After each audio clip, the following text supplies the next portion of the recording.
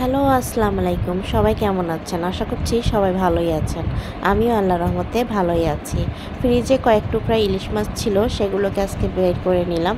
এরপর এগুলোকে ভালোভাবে ধুয়ে এগুলোর মধ্যে হলুদ, লবণের গুঁড়া আর মরিচের গুঁড়া মাখিয়ে নিলাম।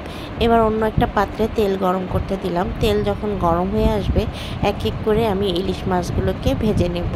এই দেখেন তেল গরম হয়ে আসলো। এখন এর মধ্যে এক এক করে ইলিশ মাছগুলোকে দিয়ে দিচ্ছিলাম। যখন এক পিঠ ভালোভাবে ভাজা হয়ে যাবে, এগুলোকে ভালোভাবে উল্টিয়ে পাল্টিয়ে ভেজে নেব। বেশি কিছু করব না, ইলিশ মাছগুলোকে ভেজে এগুলোর মধ্যে একটু পেঁয়াজ, কাঁচামরিচ হালকা লাল কালার করে এর মধ্যে ছড়িয়ে দেব।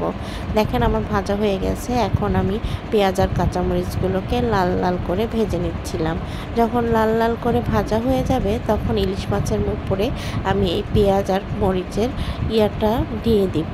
দেখেন সুন্দর মতো দিয়ে দিচ্ছিলাম।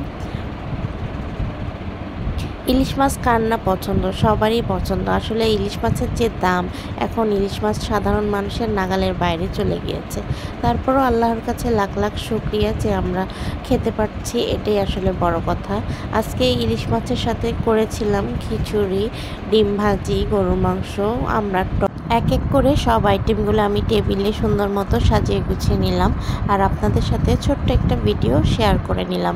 আমার আজকের আয়োজনটা আপনাদের কাছে কেমন লাগলো অবশ্যই কমেন্ট করে জানাবেন। আর ভালো লাগলে একটা লাইক আর কমেন্ট করে যাবেন। সবাই ভালো থাকবেন, সুস্থ থাকবেন। আল্লাহ হাফেজ।